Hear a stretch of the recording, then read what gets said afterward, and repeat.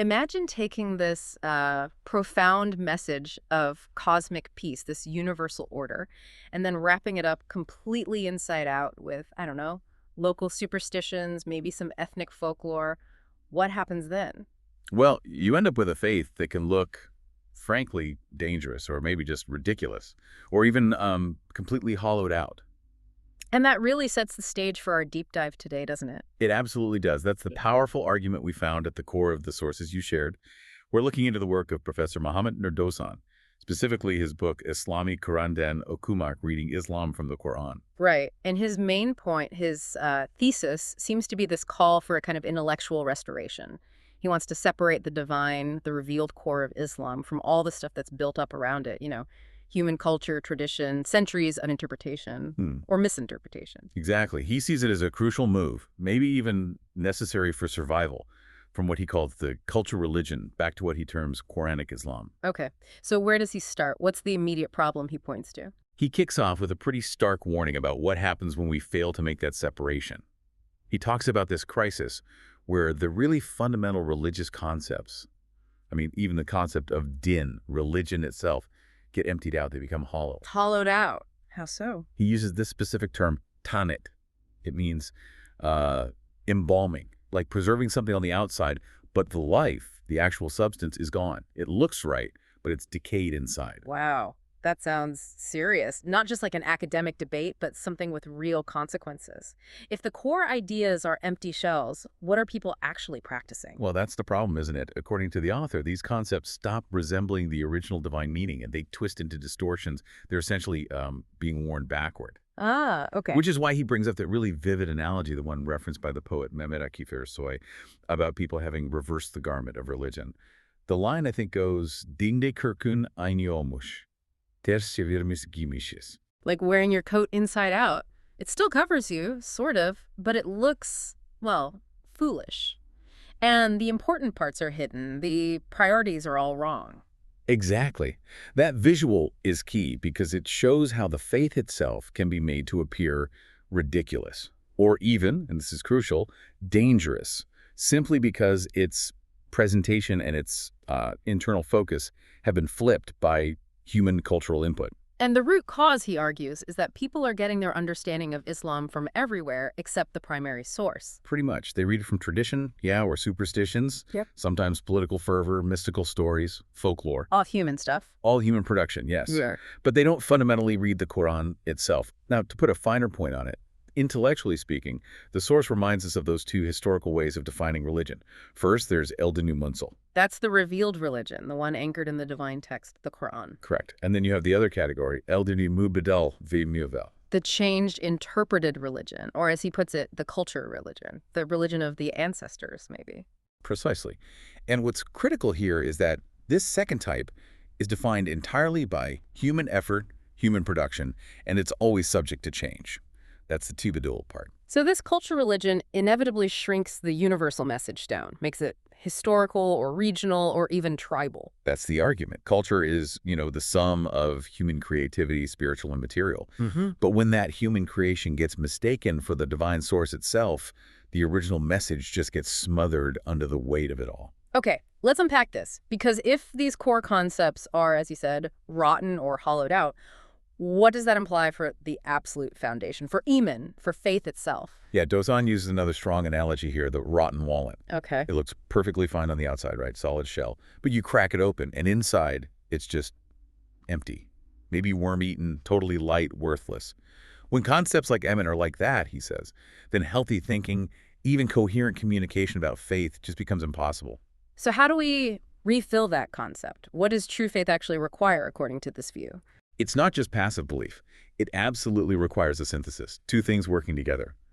First, the aql, the intellect, the mind, it has to be genuinely convinced, persuaded on a rational level. Okay, the head has to be in it. Right, but that's not enough. Yeah. Second, the qalb, the heart, the emotional or spiritual core it needs to find satisfaction, contentment.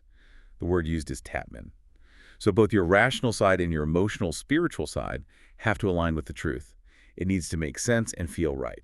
That definitely adds layers to the idea of kufr, which often gets translated simply as disbelief. Here it sounds more like deliberately covering up the truth. That's exactly it. It's not presented as merely lacking information. It's about a willful refusal. You know the truth, intellectually perhaps, but you refuse to accept it. Why? Usually because of self-interest or maybe emotional attachments or specific expectations not being met. The source gives the example of Abdullah ibn Ubay in Medina. He apparently knew intellectually that the prophet was authentic. But the prophet's arrival meant he lost his chance to become king of Medina. So his personal ambition, his ego, blocked his heart's acceptance. He actively covered the truth because it clashed with his power goals. Okay, here's where it gets really interesting then. Because if kufri is this active covering up driven by self-interest, then Tawhid monotheism, the absolute core, must be the complete opposite. It sounds like an active process of liberation. It is absolutely framed as an action, a project, that declaration, La ilaha illallah. There is no God but God. It's presented not just as something you say, a passive belief, but as a whole program for liberation, socio-psychological liberation. I remember the source mentioning the early prophetic slogan, say La ilaha illallah, you will be saved, freed, du fleischer. That salvation, that freedom, wasn't just about the afterlife, was it? It was immediate. Completely immediate. It's about freeing human beings from submitting to thousands, maybe millions, of false masters. It's liberation from fear of poverty, fear of death, fear of powerful people. Liberation from greed, from being enslaved by your own passions, from all kinds of spiritual and intellectual bondage. The logic being, if you only submit to the one true power, you become genuinely free from all lesser powers. That's the essence of it. True freedom comes from correct submission. This really reframes how we might understand shirk today, polytheism, or associating partners with God. It's obviously not just about carving stone idols anymore. How does it show up in, say, our modern consumer-driven world? Oh, absolutely. Yeah. Today, shirk could be seen in the deification of wealth, which is arguably the engine of capitalism, Yeah. or the deification of the self, the ego, or elevating historical figures, political leaders, even celebrities, to a status where they become infallible idols in our minds. You mentioned that anecdote about the cinema star, where a friend just couldn't imagine them doing something as basic as using the toilet. Yes. It sounds almost comical, but it's profound. That friend was so attached, had projected such an image of perfection onto this celebrity, that the idea of them having normal human needs felt wrong, impossible.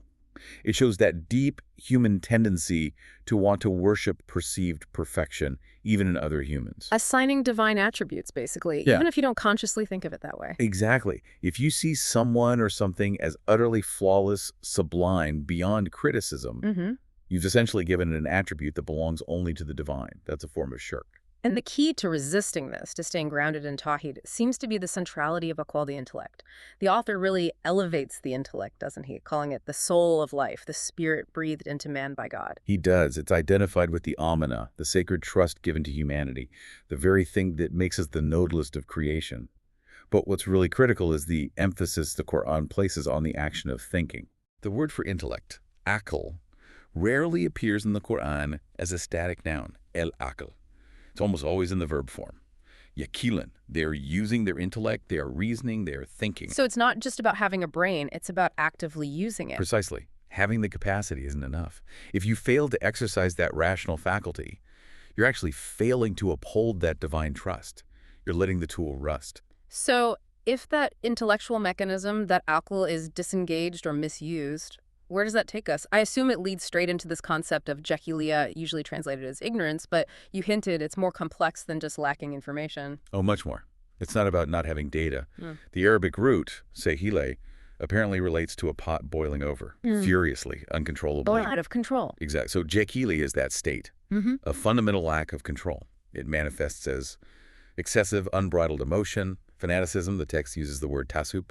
This could be sectarian fanaticism, tribal loyalty, overriding reason, nationalistic fervor, any kind of zealous attachment that shuts down critical thought. And this leads to backsliding. Yes, Urtica. It's a regression because reason has been abandoned. Think about it. An academic, someone with multiple PhDs, could still technically be in a state of jahiliya if, say, their political fanaticism or their unwavering tribal loyalty makes them lose all intellectual and emotional control and balance. Wow. So it's about the state of mind, not the amount of knowledge. Precisely. The source uses the symbol of the equal the rope used to hobble a camel's leg. Yeah, to stop it from running wild. Right. Jahiliyyah is the state where the equal of the mind, the control mechanism of reason and wisdom, is just off, disengaged. It's fundamentally a lack of wisdom, hikmah, much more than just a lack of facts. Okay, let's pull back to the bigger picture now. The author seems to argue that this whole process, the hollowing out of concepts, the slide into Jahiliyyah, is fueled by reducing Islam's universal claim down to something cultural. And this isn't the first time a universal message faced this problem, is it? No, absolutely not. The sources draw a clear contrast here. Look at the messages brought by Moses and Jesus. Moses' universal message over time became primarily associated with a specific people and culture, Judaism. Jesus' universal message became Christianity, also eventually tied to specific cultural and ethnic expressions. But the message revealed through Muhammad uniquely retained its original cosmic name, Islam. Submission to the one God, not tied to a tribe or place. Correct. And the injustice, the tragedy that Dozan points out, is that this dynamic universal meaning, which should evoke peace, cosmic order, the very logic of existence, has somehow been shrunk down in many people's minds. It's become associated primarily with historical events, specific regions like the Middle East, and often, unfortunately, with backwardness or extremism. The culture has overshadowed the core. And a key part of that universal core, according to the source, is Islam's rejection of dualism. Yes, that's a major point. It critiques systems that rigidly separate spirit and matter. Can you give an example? Well, think about extreme forms of spiritualism, maybe like certain strands within Hindu philosophy mentioned in the text. By excessively prioritizing the spirit and viewing matter as illusory or unimportant, it could, arguably, lead to a neglect of the material world, potentially justifying social injustices like the caste system. Spirit matters, matter doesn't. Yeah. So social hierarchy is okay. Okay, and the flip side? The flip side is Western materialism. By focusing almost exclusively on the material and neglecting the spiritual or the soul, you end up with different problems. Crucial emptiness, anxiety, high rates of mental illness, maybe that feeling of being a cog in a machine, robotization as the text puts it. So Islam's approach is balance. A divinely ordained balance, yes. Yeah. It merges these aspects. It rejects the idea that you have to completely abandon the world to gain the afterlife. Instead, you engage with the world responsibly, ethically, to achieve the afterlife. It's an integrated view. And that integration helps explain the real purpose of rituals, right? Things like prayer, salat, charity, zakat, pilgrimage, hajj. They aren't the end goal themselves. Exactly. They aren't the destination, they're the training ground. They're the means to prepare the individual for the actual goal, which is Salih Amel, righteous, constructive, beautiful action in the world. How do they prepare you? They're designed specifically to break those chains of enslavement we talked about, enslavement to wealth, to ego, to worldly status. They constantly reorient you towards submission to God alone. And in that submission, paradoxically, lies true freedom. Okay, if we connect this to the bigger picture, that training aspect really shines a light on why there's such an incredible emphasis on, in fact, spending wealth for the common good, charity. Why is that stressed so heavily, almost constantly? Because infaq is presented as the direct antidote to social corruption, to facade.